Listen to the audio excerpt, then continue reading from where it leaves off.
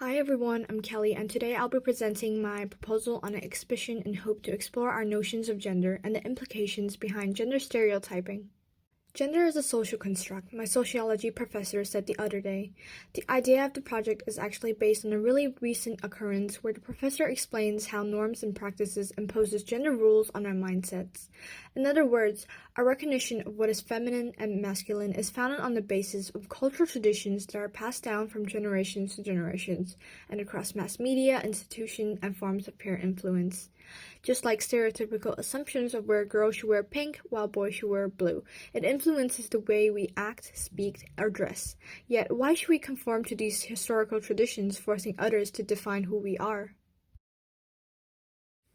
Looking at other artists' work for inspiration, Judy Chicago's The Dinner Party from 1979 serves as a great example of the way she refutes traditional gender stereotypes. She rejects the belief of where women cannot share the same meal on the table with men, and instead she demands for the recognition of women's significance and success by writing history through her own lens. Similarly, another artist, Pixie Liao, in her photography series Experimental Relationship, approaches the issue through reverse gender roles. The exchange in dominant and inferior positions, nevertheless, creates an interesting interplay between rules and behavior. Both Chicago and Liao creatively attack the issue of underrepresentation of genders. They communicate a consistent message on how the normalized privileges and discrimination should not be tolerated just because of a tag that is given upon birth. Hence, in my project that is separated into two parts, I will be tackling the problem mainly as the role of the exhibition organizer. The gaze will be primarily a visuals-only installation exhibition. Two large-sized paper mache of the human skeletal anatomy will be displayed on opposite sides of the room.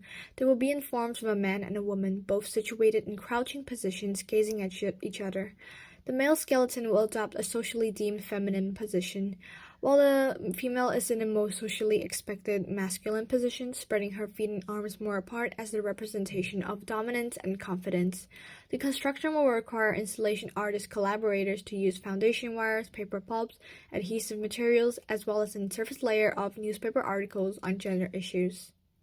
The imagery expresses the similarity in identity when people strip away their ulterior gender appearances.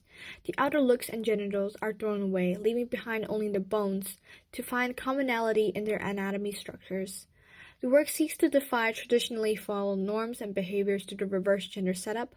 In this work, the gaze not only means the gaze between the two installation figures, but more on the way the audiences are judging the appearance of these gender non-conforming traits, nonetheless leading them to understand how our world currently operates under such binding categories. The outdatedness of the historical definition of gender and the expectation should be redefined to reach unity between all. Moving on to the second section of the exhibition, an interactive technology-based work will be presented in Gender Workplace. Audiences can walk around the room using touchscreen stands to create their own customizable business cards that will be anonymously displayed on the large LED screen. In the business cards, they define themselves not through gender, but rather different components that make up their character, as well as choices of occupations. Other audiences can also respond to your cards, sharing their opinions and letting voice be heard. Here are some collected samples on how the responses can potentially be.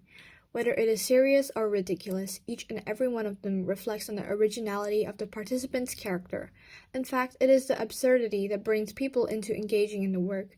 The aim of this section is to seek to undefine people from socially accepted gender and occupation categories, like how females are treated unfairly because they are deemed skillless, inefficient, and lacking when it comes to work. I want to explore the possibility of where people are not judged for their gender, but rather acknowledged for their creativity, and break through the stereotyped work gender in a hypothetical scene. The content that is created by the audience will therefore determine how and who they want to be perceived as, disregarding rigid construction of gender rules. In the end, I hope the two sections, Gender Workplace and the Gaze, influence the audiences by acknowledging the way gender stereotypes exist in our everyday life. By reaching a collective consensus through the exhibition, the work strive to make aware of the varying degree of how notions of gender should not restrain us through femininity or masculinity. By conveying these gender non-conforming narratives, I hope the audience can realize that we are in charge of the identities that we define ourselves with, not our gender, but the content of our character. Thank you for listening.